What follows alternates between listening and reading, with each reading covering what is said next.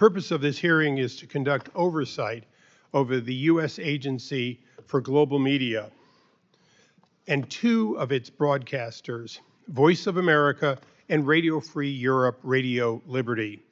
I want to thank the Chairman Mass, for calling this hearing, and of course the full committee chairman for being here. USAGM's network chain of audience numbers over 420 million weekly viewers.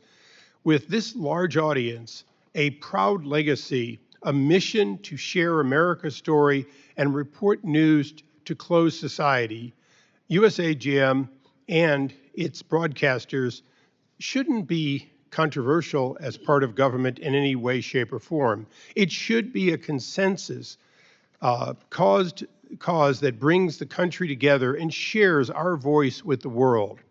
To put it simply, under current management and leadership, we believe that may not be happening.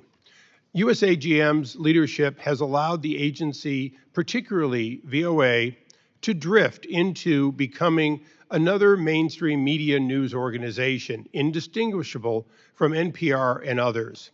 That is clearly not the mission we pay for.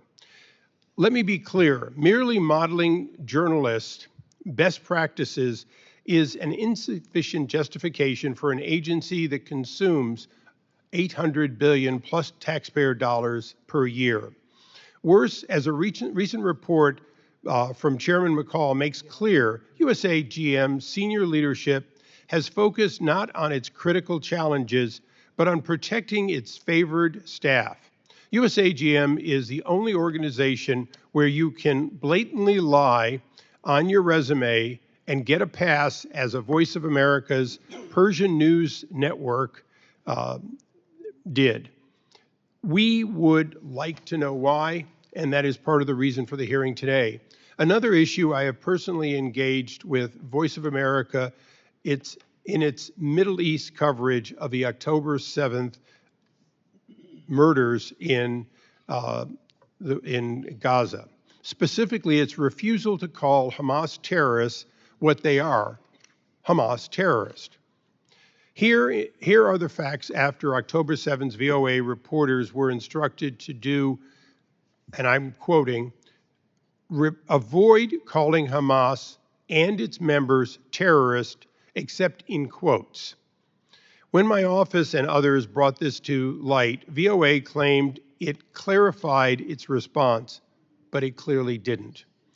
We have the opportunity to faithfully and truthfully report brutal attacks by terrorists, and we squandered that opportunity to reach millions of people who may have been receptive to that message. Now, this happens before, now, Mr. Aberwitz, this happened before you took offer at VOA. And so I understand that your job is one of taking on responsibility for things you didn't cause, but you now have the job to change it. Which brings me to a larger point.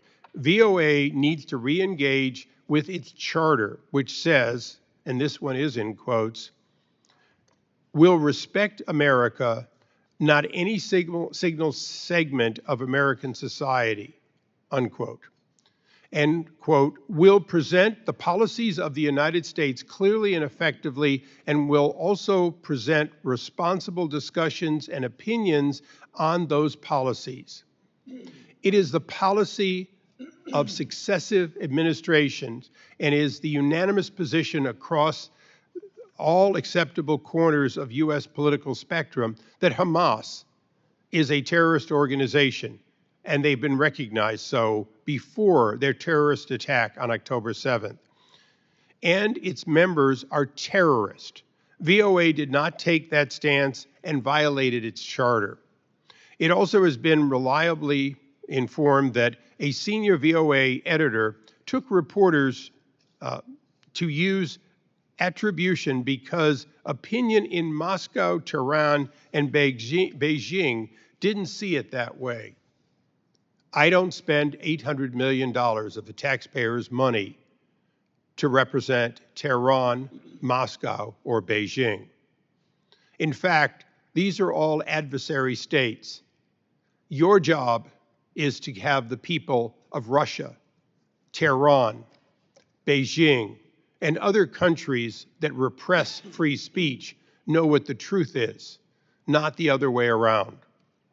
You are the voice of America, not the voice of Russia, the voice of Iran, or the voice of China. When confronted with these failures, I have discussed with senior leadership at USA GM and VOA, you've doubled down and mocked congressional oversight. It's a classic leadership failure, one that can bring down entire agencies. Ms. Bennett, your written statement focuses a lot on successes. Undoubtedly, there have been many successes. I was a soldier in the Cold War, and the radio that went across the Czech border kept us out of a war in no small part and kept the hope alive in the Eastern Bloc. But we cannot address USA GM's failures without working to address its current shortcomings. At a time when American people are demanding to know what value they get from each agency, we must work together to make needed reforms and to root out waste, fraud, and clearly be accountable for the words you use pursuant to your mandate from Congress. And with that, I recognize the full committee chairman. Oh, thank you, Mr. Chairman. I also want to thank Chairman Mast for his work on this issue, and also send my condolences to him. His father just passed away. So did Brian and his